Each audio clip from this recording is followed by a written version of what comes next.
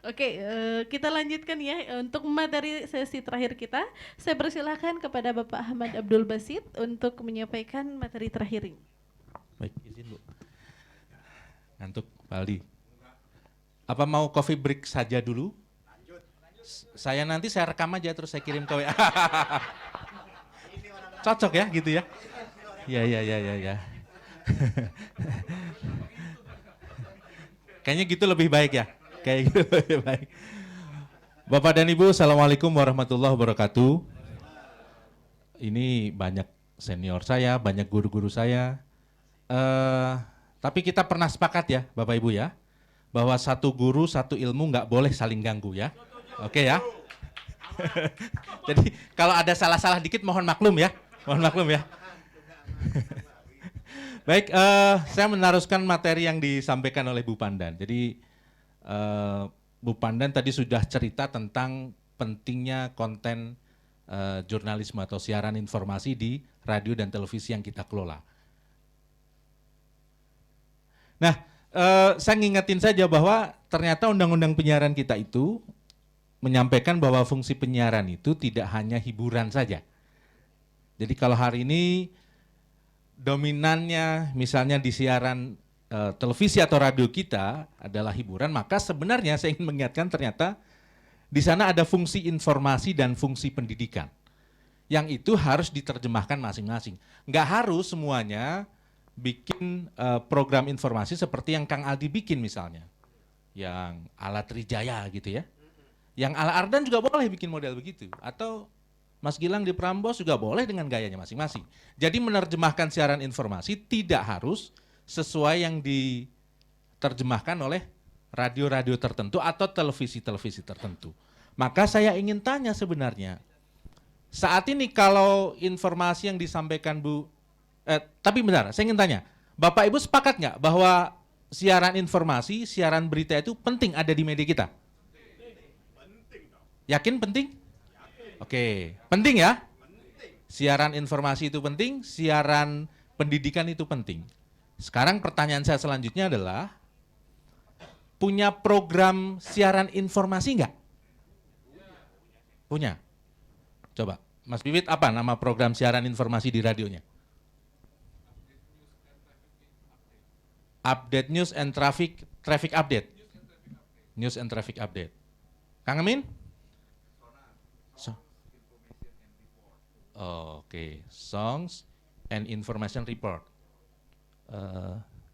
Kang Fukin di belakang. Program siaran informasinya apa namanya? Ifakta. Oke, Ifakta. Kang Reza?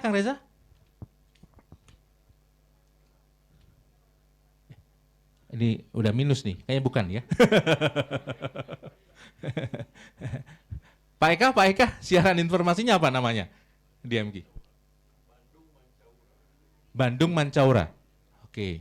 Jadi sebagian besar masih punya siaran informasi yang dikelola secara serius. Indikator seriusnya saya harus tanya, punya reporter nggak di lapangan? Pak Ari reporternya ada berapa di AKTV? Satu. Untuk mengcover Bandung Raya. Jadi kalau ada kecelakaan di misal Lembang gitu, terus dalam waktu yang sama di Gatsu ada kebakaran, siapa yang cover Pak Ari?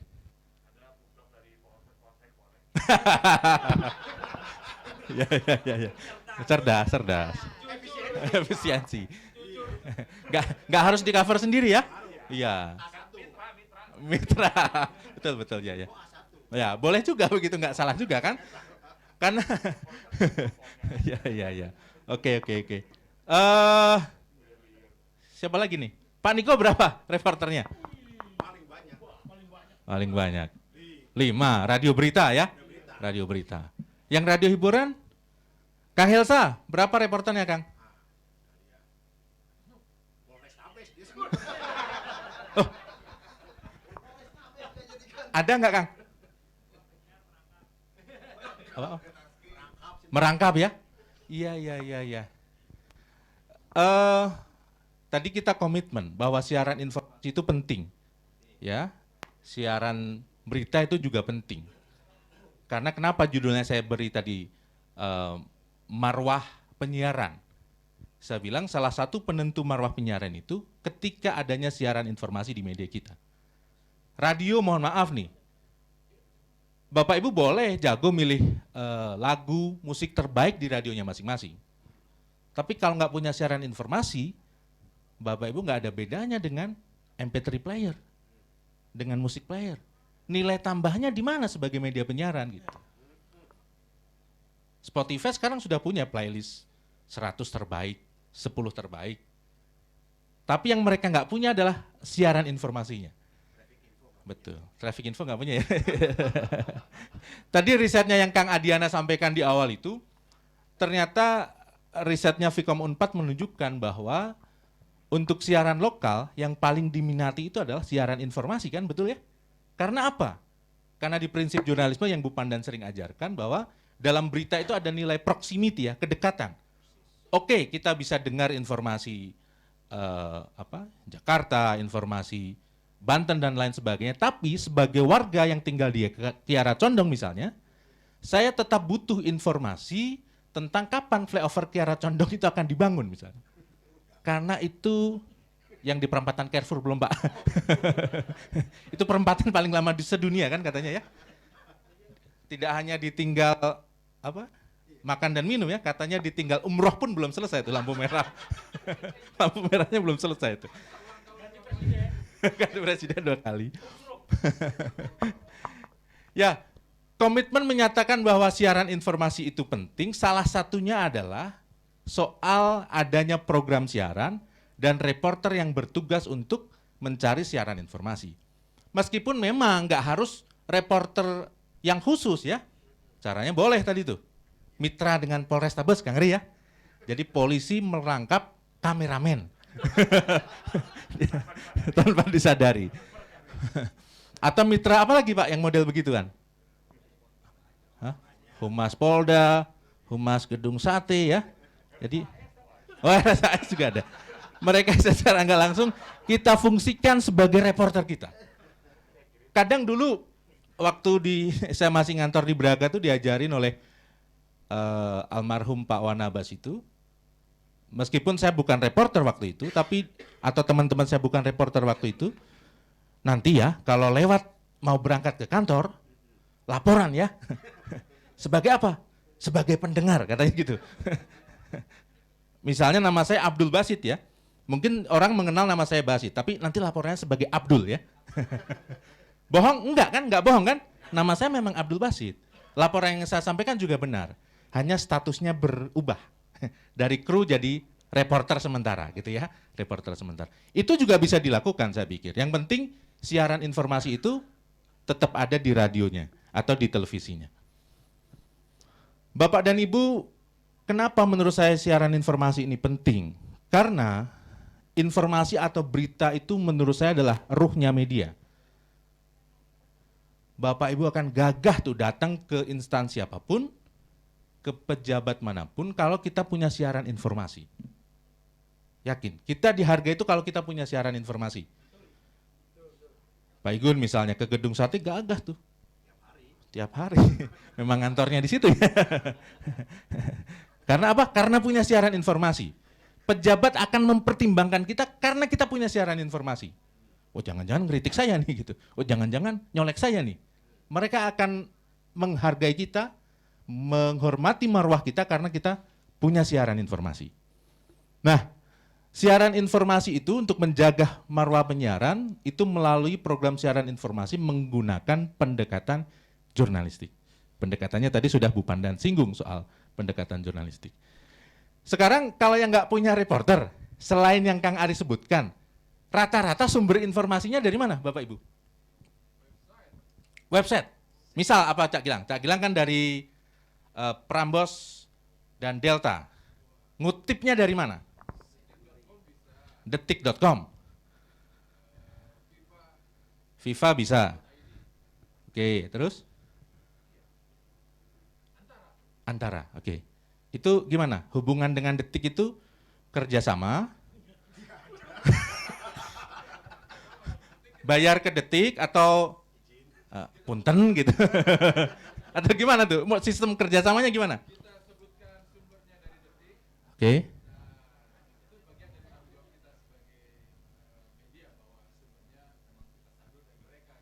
Oke.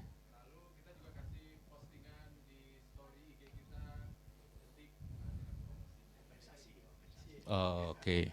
Jadi kita misalnya ya namanya sekilas info. Informasi ini bersumber dari detik.com. Gitu ya. Disebutkan ya. Jadi buat Detik itu kompensasi. Detiknya setuju begitu? Setuju ya? Enggak. Detiknya setuju nggak gitu kan? Kalau namanya kerjasama itu saling menguntungkan kan? Betul ya? Kita menganggap bahwa dengan menyebutkan itu sudah sama-sama saling menguntungkan. Begitu ya? Oke. Padahal saya ingin sampaikan ini, sahabat-sahabat semuanya. Yang pertama kita mengenal dalam haki itu adalah hak moral. Ya. Hak moral adalah menyebutkan sumber, ini adalah bentuk penghormatan kepada hak moral. Jadi kalau yang Pak Gilang tadi lakukan, itu adalah penghormatan terhadap hak moral. Kang Aldi udah capek-capek nih nyari berita ya ke Gedung Sate, di-upload di Detik. Prambors ketika siaran menyampaikan, informasi ini kami lansir dari detik.com. Oke. Hak moralnya selesai ya. Tanggung jawab kita terhadap karya Kang Aldi selesai. Karya Kang Aldi tidak kita aku sebagai karya kita. Tetapi sebentar. Ternyata selain ada hak moral, itu ada hak ekonomi.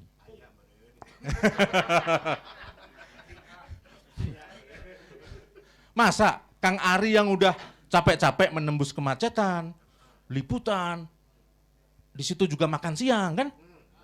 Cukup kita sebut sebagai sumbernya AKTV. Ini liputan ini ada ongkosnya Pak, ini Pak. Kesana kesini ini ada ongkosnya.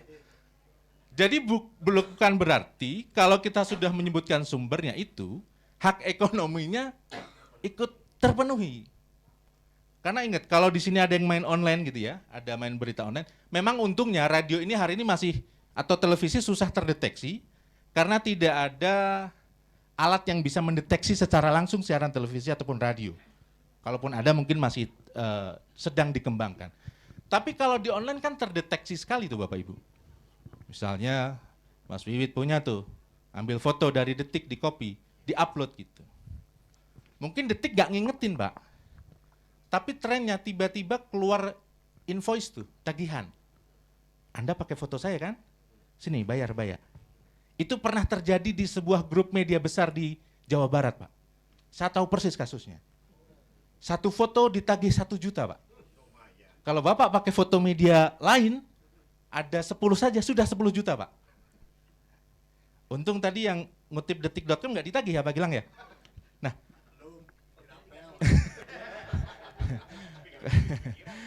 kalau tiba-tiba dirapel akhir tahun kan repot ya. Ya, itu ya, di online itu sudah biasa terjadi. Jadi ketika kita menggunakan kutipan atau bahkan foto media lain, itu sangat mudah di-tracking. Dan bukan diingatkan atau ditegur, tapi tiba-tiba yang sedih itu muncul tagihan, tiba-tiba nagih. Kalau nggak dibayar akan digugat secara hukum. Gitu.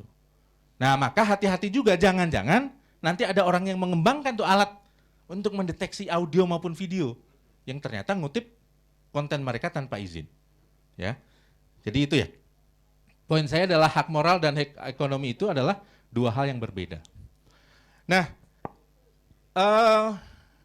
dulu guru-guru kita sering mengajarkan bahwa ternyata sumber informasi itu kan tidak hanya mengutip dari sosial media atau dari media lain atau dari liputan ya. Ini sekedar mengingatkan saja, punten ini para senior semuanya. Kita pernah diajarkan bahwa sumber informasi itu bisa people trail, bisa electronic trail, paper trail, atau internet trail. Nah, yang mungkin jarang, padahal kalau dalam paper trail itu kita bisa menjadikan buku, jurnal misalnya ya, atau dokumen-dokumen naskah-naskah itu sebagai sumber informasi kita. Jadi nggak hanya dari wawancara ya, nggak hanya dari konferensi pers, nggak hanya dari debat dan yang lain gitu.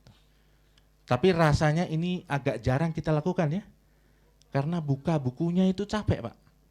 Kalau masih bentuknya fisik ya, Kalau PDF kan bisa Ctrl F tuh.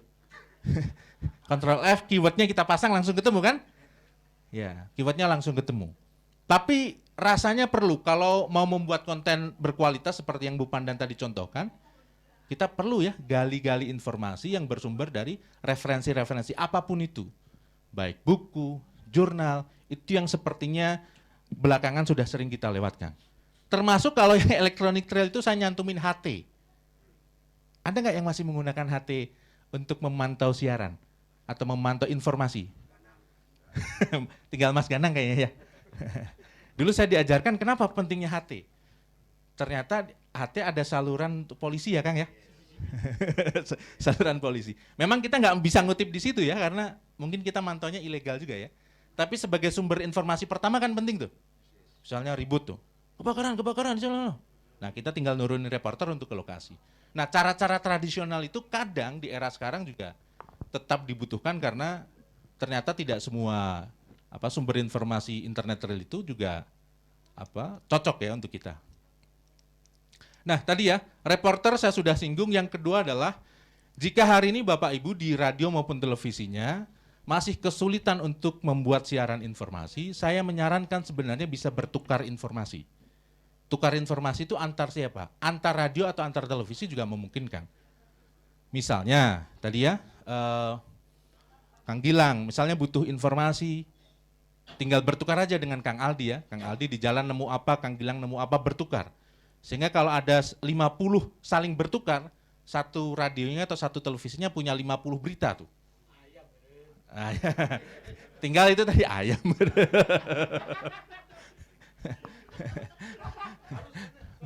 Betul. Kemudian yang selanjutnya kerjasama resmi ya, untuk menghindari potensi-potensi tagihan tadi ya, atau gugatan hukum, baiknya teman-teman radio ataupun televisi ketika ya menggunakan sumber lain itu kerjasama resmi saja.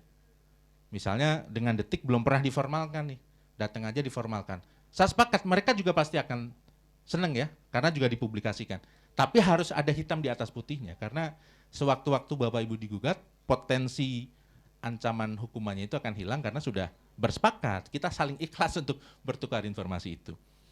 Dan yang terakhir adalah, kalau teman-teman yang tergabung di asosiasi, misalnya di PRSSNI, jadi sebenarnya tidak hanya menyiarkan berita yang jam 2 siang tuh.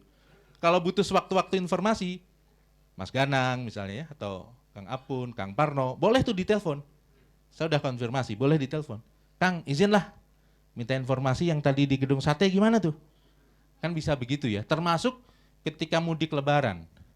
Kang Igun, Mas Ganang kan kalau mudik lebaran kan selalu ngepost di Nagrek gitu ya.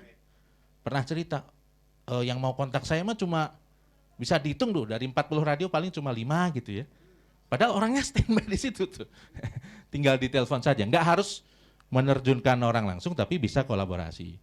Kang Igun nyeletuk lagi, ayam meren. Nah itu mah ngobrol aja lah yang begitu-begitu ya. Oke. Terus, nah ini Bapak dan Ibu, sekarang ruang sosial media kita itu sangat kalau Bang Rafael tadi nyebut seperti hutan belantara ya, maka saya sebenarnya mengusulkan repositioning fungsi lembaga penyiaran. Dulu kita sebagai penyampai informasi iya, ya. Kita media menyampaikan informasi karena dulu kemampuan untuk menyampaikan informasi itu sebagian besar dimiliki oleh orang media. Hari ini kan nggak begitu ya. Kemarin waktu putranya Kang Emil meninggal kan saya yakin beberapa liputan kan ya. Saya waktu datang ke sana itu, waktu hari-hari awal itu, udah agak susah tuh membedakan mana yang wartawan, mana yang YouTuber tuh. Kan banyak tuh, liputan sama perwakilan keluarga Kang LP dan sebagainya itu. Nah ini wartawan mana ya? Perasaan meskipun saya udah lama nggak ke lapangan masih inget tuh, wajah-wajahnya tuh masih inget paling nggak ya, meskipun nggak tahu nama ya. Tapi kayaknya baru-baru semua, alatnya canggih-canggih ya, kameranya bagus-bagus. Pas bisik-bisik, pengelola ini channel YouTube apa gitu. Jadi hari ini agak susah membedakan. Sekarang mohon maaf nih, Cianjur sedang berduka ya. Kalau kita ke sana lihat orang bawa kamera, apakah itu pasti wartawan? Belum tentu. Bahkan ada ya viral ya, selain wartawan dilarang foto-foto atau apa tuh, itu tersebar di sana. Maka sudah saatnya kita harus repositioning ini.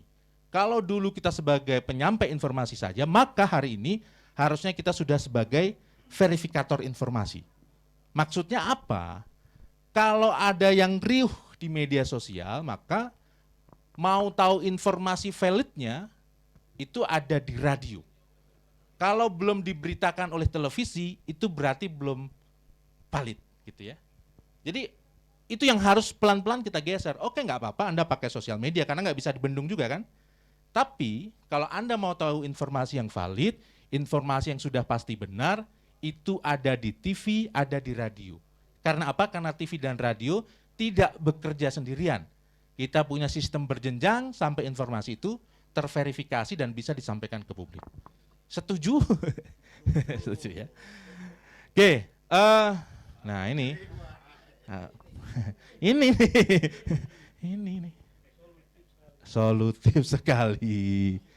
Pak, ini bakal nyala nggak Pak nih? Oke. Slide-nya masih hafal karena buat sendiri. Poinnya di situ adalah bahwa kita sebenarnya bermain di lapangan yang sama dengan regulasi yang sama. Ya, dengan regulasi yang sama. Kalau ngomong jurnalistik pasti tidak akan pernah lepas dari satu Undang-Undang Pokok Pers nomor 40 tahun 99. Kemudian pasti nggak pernah lepas karena media penyiaran dari Undang-Undang 32 tahun 2002 tentang penyiaran. Turunannya ada P3SPS, turunannya ada Kode Etik Jurnalistik. Nah, ini kan senior-senior nih, wartawan-wartawan berpengalaman semua nih ya. Kalau uji kompetensi mungkin sudah utama ini ya. Madya utama ya. Ini sudah utama. Saya pengen tahu nih dari sekian aturan ini yang sudah pernah dibaca khatam yang mana? Undang-undang penyiaran sudah pernah dibaca khatam? Dibaca aja, nggak paham juga nggak apa-apa. Dibaca ya? Oh ya, ya mungkin undang-undang penyiaran agak tebal ya, undang-undang pers juga tebal. Kode etik jurnalistik ya? Oke. Sudah pernah dibaca? 11 pasal. Oh, 11 pasal. Yakin 11 pasal? Pak Asri berapa pasal Pak Asri? Wah, Pak Andera, kode etik jurnalistik ada berapa pasal? Nah ini padahal baru nyebut jumlah pasalnya nih saya nih Pak ini. Padahal ini pimpinan-pimpinan redaksi nih. Bapak dan Ibu, kode etik jurnalistik memang ada beberapa versi ya. Aji punya kode etik Aji, PWI juga punya, tapi saya pakai kode etiknya Dewan Pers saja ya. Minimal kalau kita nggak hafal, hari ini kita pernah tadarus bersama ya. Tadarus bersama kode etik jurnalistik versi Dewan Pers. Oke? Oke. Kita baca. Nah ini. Paling nggak setelah ini hasilnya apa? Tahu kode etik jurnalistik ada 11 pasal. Oke? Yang pertama, wartawan Indonesia bersikap independen, menghasilkan berita yang akurat, berimbang, dan beritikat buruk. Dan tidak beretikat buruk. Ya Pak, itu ini Pak, di bawah sadar, karena terbiasa begitu kayaknya Pak ya. Tidak beretikat buruk. Contohnya apa Pak? Contohnya begini, kalau Bapak Ibu misalnya, wah ini pejabat di gawenan nih, sikat. Kalau habis itu ada marketing yang nyamperin, itu bagian dari etikat buruk Pak. Jadi Bapak nyikat pejabat itu hanya untuk mendapatkan iklan setelah itu Pak. Gitu ya Pak Igun ya. Jadi nggak boleh beritikat buruk Pak. Jadi kalau ya tujuan memberitakan, mengkritik sesuatu itu karena ada mau di belakangnya, itu bisa masuk deliknya itikat buruk Pak. Nanti dipanggil Dewan Pers nanti. Ya. Ya. Oke, yang kedua, wartawan Indonesia menempuh cara-cara yang profesional dalam melaksanakan tugas jurnalistik. Ada yang tahu contohnya profesional? Ya, wartawan ketika liputan, kalau dalam terjemahnya di Dewan Pers itu harus menunjukkan identitas. Ya, identitas itu boleh kenalan, boleh menunjukkan ID pers. Sekarang gini pertanyaannya, kadang kan ketemu narasumber itu nggak pernah terduga ya, Bapak Ibu ya. Misal nih, lagi makan di acara apa gitu. Sebelah kita tuh menteri ini. Dengar menteri itu lagi ngobrol dengan dirjennya gitu lah. Oh iya nih ASO ini sebenarnya begini nih ASO. Apa nih Pak? Sambil ngambil rendang gitu ya. Kita dengerin tuh perbincangannya. Terus besok karena kita tahu informasinya, kemudian kita tulis tuh di media kita. Boleh nggak begitu? Kenapa nggak boleh? Enggak juga. Oh iya, betul ya. Itu bagian dari tidak profesional. Karena tidak boleh ya, tidak boleh membuat obrolan itu jadi berita ya. Obrolan bisik-bisik gitu jadi berita. Karena dulu pernah ada kasus begitu, Bapak Ibu mungkin masih ingat ya, senior-senior masih ingat. Ketika obrolan kasus begitu, kemudian tiba-tiba muncul tuh di koran. Komplain tuh, perasaan nggak pernah wawancara, kok tiba-tiba ada nggak pernah merasa diwawancara. Gitu ya. Kemudian yang ketiga, wartawan Indonesia selalu menguji informasi, memberitakan secara berimbang, tidak mencampur adukan fakta, opini yang menghakimi, serta menerapkan asas praduga tak bersalah. Mencampurkan fakta dan opini. Misalnya begini contoh, kita reportase tuh di gedung sate ada demo ya, ada demo. Terus kita ngomong gini nih, ribuan mahasiswa hari ini melakukan demonstrasi di depan gedung sate. Hari semakin siang mereka semakin anarkis. Petugas kepolisian terpaksa memukul mundur mereka. Nah, ada yang salah dari yang saya sampaikan? Tidak, nggak ada yang salah ya? Oke, saya ulang ya. Ribuan mahasiswa melakukan aksi demonstrasi di depan gedung sate. Sebagian dari mereka melakukan tindakan anarkis. Petugas kepolisian terpaksa memukul mundur para demonstran ini. Apa yang salah dari yang saya sampaikan? Atau benar? Terpaksa memukul mundur. Apa yang salah tak bilang? Nah, betul. Siapa yang bilang polisinya terpaksa? Jangan-jangan memang sengaja mukul. Gitu ya. Kadang nggak sadar tuh, ternyata kata-kata apa tuh yang berbau opini kita bubuhkan dalam informasi yang harusnya fakta ya, gitu ya. Terpaksa memukul mundur itu nggak tepat karena di situ ternyata ada opini kita. Wartawan Indonesia tidak membuat berita bohong, fitnah, sadis dan cabul. Cabul paham ya, cabul ya? Ya, oke. Lanjut ya. Wartawan Indonesia tidak menyebutkan dan menyiarkan identitas korban kejahatan susila dan tidak menyebutkan identitas anak yang menjadi pelaku kejahatan. Nama korbannya di inisial, tapi nama sekolahnya disebut jelas. Nah itu nggak boleh gitu ya. Jelas ya, lanjut. Wartawan Indonesia tidak menyalahgunakan profesi dan tidak menerima suap. Nah, paham ya Pak ya? Kenapa pas poin ini ketawa ya ini? Paham Mungku ya? Ya. Hari ini suap tidak hanya uang cash Pak, voucher GoPay juga sama tuh Pak ya. Atau voucher belanja ya. Itu tidak boleh di kode etik jurnalistik. Nomor 7, wartawan Indonesia memiliki hak tolak untuk melindungi narasumber yang tidak bersedia diketahui identitas maupun keberadaannya, menghargai ketentuan embargo, informasi latar belakang, dan off the record sesuai dengan kesepakatan. Saya tanya tuh, kalau kita udah wawancara sejam ya, wah panjang tuh, seru pokoknya. Di akhir wawancara narasumber bilang gini, punten ya Kang, tadi sadayana off the record. Nah itu gimana tuh kira-kira? Ada pernah begitu juga Pak? Pernah ya Pak Igun ya? Apa yang harus kita lakukan? Wah beritain aja lah gitu. Hah? Merayu dulu. Tanya balik, gimana? Nah, gitu ya. Kalau prinsipnya off the record itu harus kita apa tuh? Kita hormati. Kalau narasumber sudah bilang off the record, kita nggak boleh siarkan karena itu gentleman agreement tuh dengan narasumber. Kita menjadi jurnalis yang tidak dipercaya lagi kalau kita melanggar itu. Tapi boleh dong nego gitu, ya kan? Masa wawancara sejam terus semua off the record? Kita udah capek-capek Pak itu Pak. Kita tinggal ngomong saja, yang off the record yang bagian mana Pak? Yang ini boleh kan? Yang ini boleh kan gitu ya? Gitu.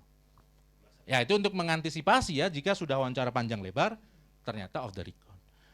Wartawan Indonesia tidak menulis atau menyiarkan berita berdasarkan prasangka atau diskriminasi terhadap seseorang atas dasar perbedaan suku, warna kulit, agama, jenis kelamin, dan bahasa, serta tidak merendahkan martabat orang lain, orang lemah, miskin, sakit, cacat jiwa, dan cacat jasmani. Saya pikir jelas. 9. Wartawan Indonesia menghormati hak narasumber tentang kehidupan pribadinya kecuali untuk kepentingan publik. Yang tadi soal Atta Halilintar mungkin masuk poin ini nih. Wartawan Indonesia segera mencabut, meralat, dan memperbaiki berita yang keliru dan tidak akurat disertai dengan permintaan maaf kepada pembaca, pendengar, dan pemirsa. 11. Wartawan Indonesia melayani hak jawab dan hak koreksi secara profesional. Proporsional. Kayaknya ini sudah cukup waktunya Pak ya. Jadi oleh-olehnya ada apa Pak? Kode etik jurnalistik ada berapa pasal? 11. Sudah cukup. Udah itu goalsnya sudah tercapai. Atur nuhun. Assalamualaikum warahmatullahi wabarakatuh. Waalaikumsalam warahmatullahi wabarakatuh. Sekali lagi beri tepuk tangan yang meriah untuk kedua narasumber kita. Aduh, menarik sekali ya, serasa sekolah jurnalistik lagi ini. Oke, baik, kita telah berada di penghujung acara. Langsung kita masuk ke dalam sesi diskusi dan tanya jawab. Silahkan nih, masih ada yang minat nih untuk bertanya nih. Bapak, Ibu, dan Akang Teteh silahkan cung hand. Silahkan acungkan tangannya. Jika ada yang mau bertanya boleh nih, masih banyak waktunya. Waktu kita sampai besok ya. Silakan nih, ada yang mau ditanyakan dari Bapak, Ibu, dan Akang Teteh? Jika tidak, saya yang bertanya. Gini nih, terkait dengan ini ya, menarik ya, Bapak Ibu tadi. Untuk wartawan nih kadang ya dituntut nih oleh pemilik media atau atasannya, kamu tuh harus ngambil ini, nggak boleh tidak, sedangkan itu bertentangan dengan hati nurani gitu. Nah itu bagaimana nih? Terus nah itu bagaimana jika bertentangan dengan hati nurani kita, padahal seharusnya kita itu tidak mengambil itu gitu, tapi tuntutan dari pemilik medianya kita harus mengambil itu. Banyak. Contohnya banyak ya Kang ya. Kemudian nih untuk ini bahasa saya sama teman-teman saya nih suka ada dua sebutan, ada jurnalis pemberani dan jurnalis penakut gitu ya. Nah jurnalis yang pemberani berarti dia jurnalis yang frontal dan lain sebagainya, sanggup menghadapi badai, angkara murka apapun itu yang ada di depannya gitu. Sedangkan yang penakut itu kadang saya emang ngikutin aja deh apa yang ada. Nah itu bagaimana nih Ibu dan Bapak tanggapannya nih terkait dengan hal tersebut?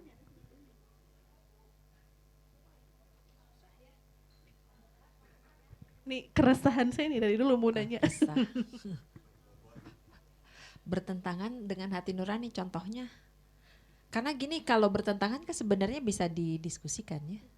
Bisa didiskusikan, saya rasa sih kita di redaksi masing-masing masa nggak ada yang bisa didiskusikan, pasti akan ada dialog kan pasti ada, dialog pasti ada. Dan redaksi yang bagus itu kan kalau redaksi yang memang terbangun proses dialognya gitu, terbangun proses diskusinya, tidak satu arah. Nah kalau satu arah, nah udah bukan redaksi itu sih. Ya itu sih sebuah perusahaan pribadi kali ya, sudah bukan redaksi. Jadi selama dialog itu terbangun, bertentangan pendapat buat saya sih wajar-wajar aja, silahkan aja gitu menyampaikan, mau setajam-tajamnya juga nggak apa-apa gitu. Silahkan. Nah tapi kalau sudah betul-betul satu arah, berarti si wartawannya harus introspeksi, benar nggak saya masih harus bisa bertahan di sini gitu. Kalau sudah satu arah. Tapi kayaknya enggak ya, masa sih satu arah. Terus yang kedua tadi apa? Wartawan penakut dan wartawan pemberani. Nggak apa-apa, mau penakut mau pemberani juga, karena dua-duanya juga diperlukan. Barangkali yang pemberani itu bisa menjadi contoh buat yang penakut bahwa keberanian itu dibutuhkan.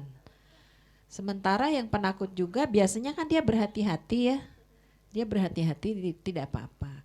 Tapi dalam banyak hal sebetulnya kita memang harus alarm tuh harus bunyi ya, bahwa misalnya untuk hal-hal tertentu memang dibutuhkan keberanian untuk mengambil resiko, karena itu bagian dari tanggung jawab profesi. Soalnya kayaknya setiap profesi itu kan pasti ada resikonya ya. Tentara resikonya nyawa ketika ditugaskan ke medan perang. perawat dan dokter resikonya nyawa ketika bertemu dengan pandemi dan terjadi banyak yang berguguran. Wartawan juga ada resikonya.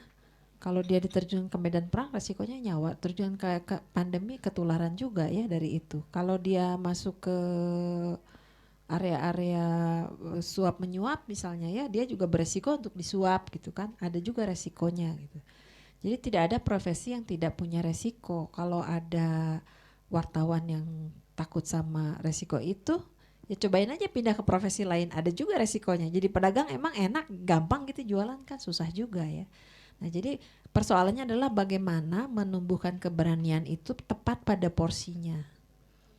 Jadi tidak overconfidence, tidak berlebihan. Sebaliknya juga rasa takut itu juga sampai level tertentu itu kan juga sarana untuk mengamankan diri ya, tidak apa-apa. Nah tapi bicara soal rasa takut, disinilah pentingnya kita berserikat dalam asosiasi profesi. Jadi dengan berserikat itu kita bisa saling melindungi satu sama lain, saling mengisi satu sama lain.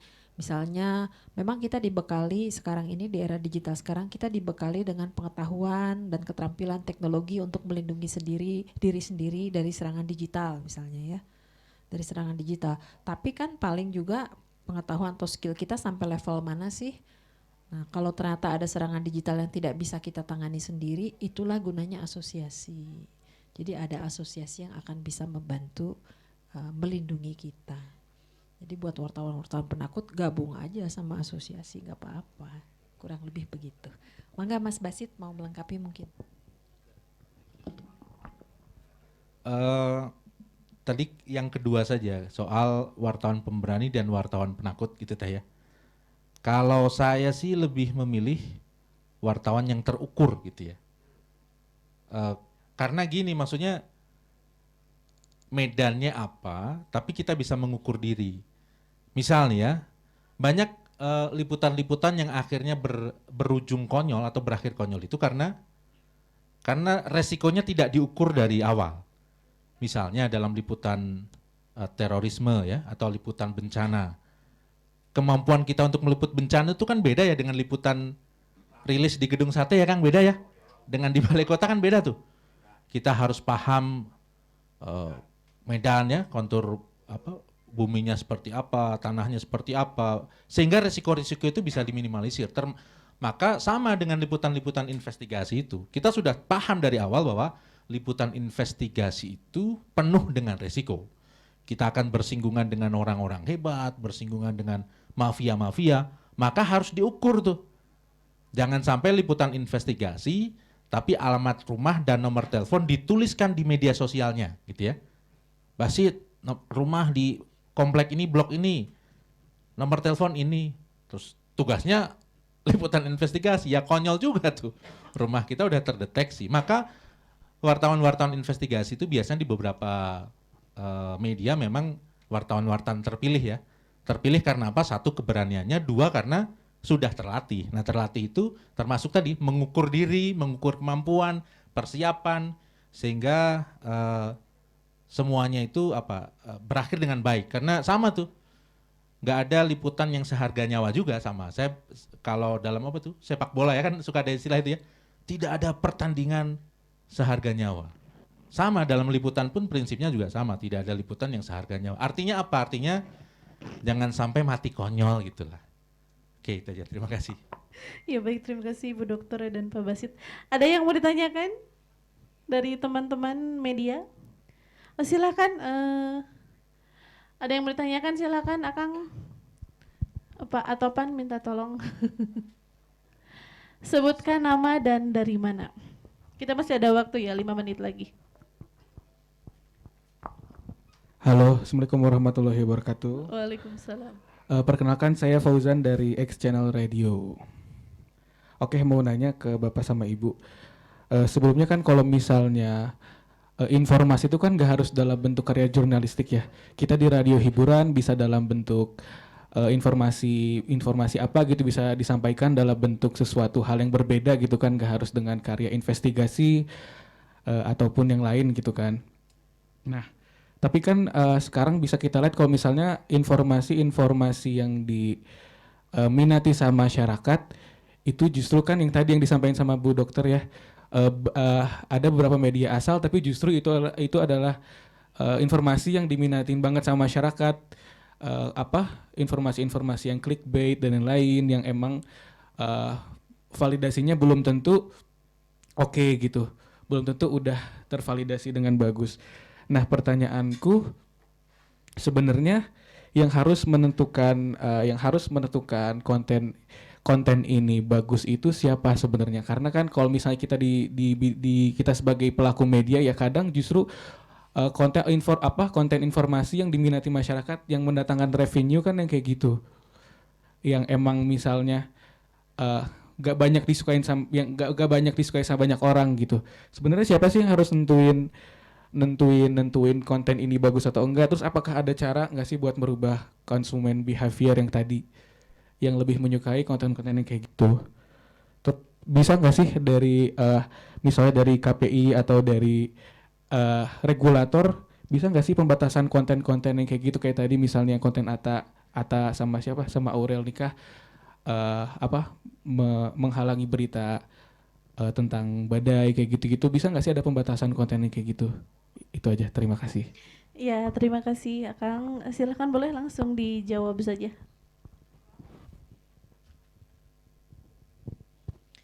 Ya, memang sekarang ini orang tuh cenderung menyukai hal-hal yang ringan-ringan menghibur ya, barangkali karena persoalan sehari-hari mereka juga sudah terlalu berat.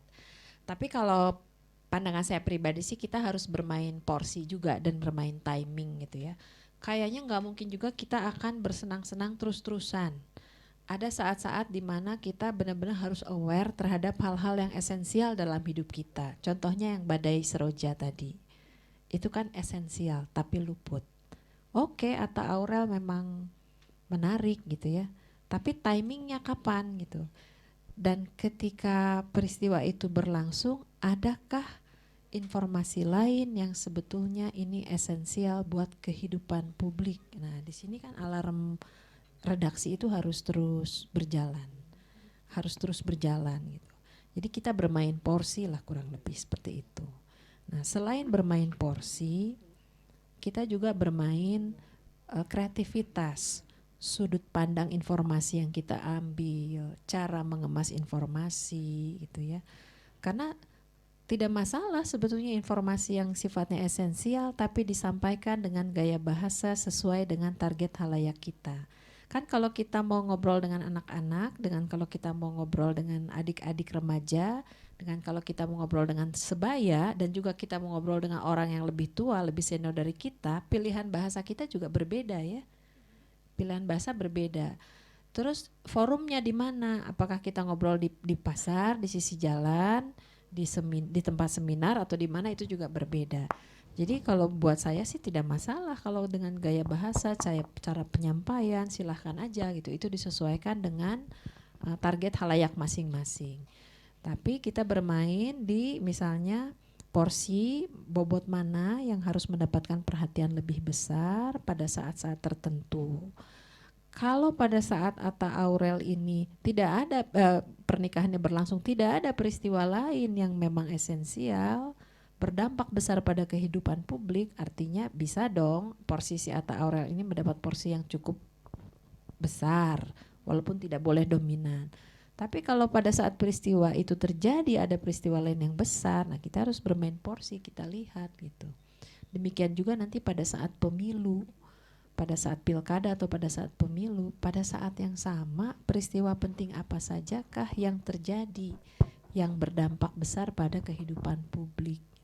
Kalau teorinya kan sebetulnya penting atau tidak penting itu melihat dampaknya ya. Dampaknya buat kehidupan publik. Kalau peristiwa itu berdampak besar pada kehidupan publik, artinya itu menjadi semakin penting. Nah, tinggal tantangannya adalah kreativitas mengemas konten. Kita harus mengemas informasi dari sudut pandang kepentingan pendengar.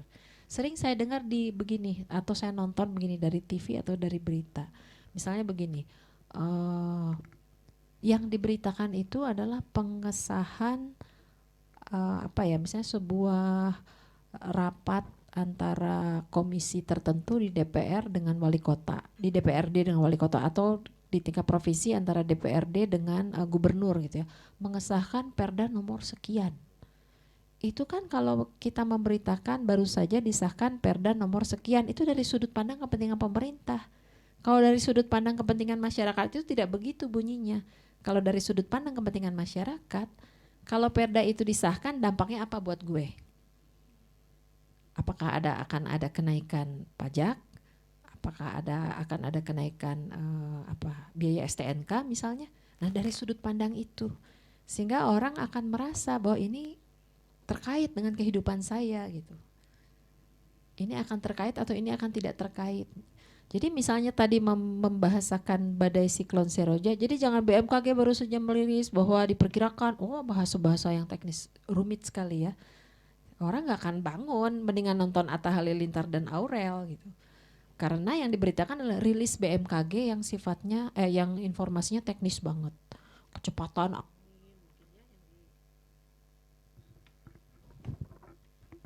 yang disampaikan barangkali soal kecepatan angin lah, soal uap air apa dan sebagainya, itu terlalu teknis.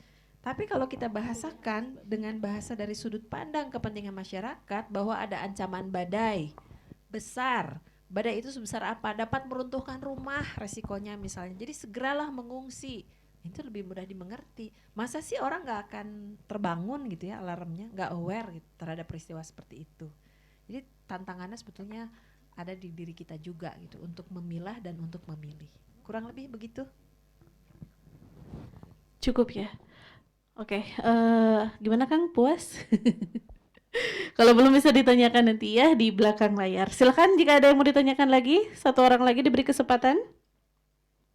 Silakan. Saya hitung ya 1 sampai 5. Ya, saya rasa cukup ya. Alhamdulillah, sekali lagi beri tepuk tangan nih untuk narasumber dan penanya kita sore kali ini. Sesi kedua alhamdulillah telah selesai ya, membahas terkait dengan jurnalistik ini, betapa pentingnya jurnalistik di dunia penyiaran ya. Mau tidak mau sampai kapanpun tentunya aturan-aturan ini baik P3SPS maupun kode etik jurnalistik harus tetap ditegakkan ya. Mungkin sedikit ya biasa. Sebelum akhir ada pantun, tapi Bapak Ibu harus nyebut cakep ya. Biar nggak krik ya pantunnya. Makan nasi lauknya ikan. Cakep. Paling enak ikan kerapu. Cakep. Terima kasih kami haturkan. Cakep. Semoga sehat dan sukses selalu. Iya, sekali lagi kami ucapkan terima kasih Bapak Ibu. Saya Cynthia pamit undur diri. Assalamualaikum warahmatullahi wabarakatuh. Waalaikumsalam. Kasih applause lagi dong yang meriah untuk moderator dan narasumber kita yang luar biasa. Terima kasih Ibu Pandan dan Pak Basit atas ilmunya, semoga bermanfaat bagi kita semua. Baik Bapak Ibu sekalian, sampailah kita di penghujung acara. Kami ucapkan sekali lagi terima kasih kepada Bapak Ibu yang sudah setia sampai akhir acara. Tadi sudah mendengarkan dari sesi pertama dari para Rafael, juga Pak Adiana, juga Pak Elang, dan Pak Basit, juga Bu Pandan. Semoga tadi apa yang disampaikan dapat bermanfaat bagi kita semua. Dengan membaca hamdalah, alhamdulillahirobbilalamin, acara workshop literasi media digital, peningkatan SDM penyiaran pasca ASO, Diklat Jurnalistik Penyiaran menghadapi pemilu dan pilkada 2024 telah selesai. Saya nggak akan bikin pantun karena udah diwakili tadi sama Ibu moderator. Nggak, karena emang udah nggak nyiapin juga, udah jangan di pressure ya. Baik, saya Nadifa Fianisa. Mohon maaf jika ada salah kata dan perbuatan dari kami. Billahi taufiq wal hidayah. Wassalamualaikum warahmatullahi wabarakatuh.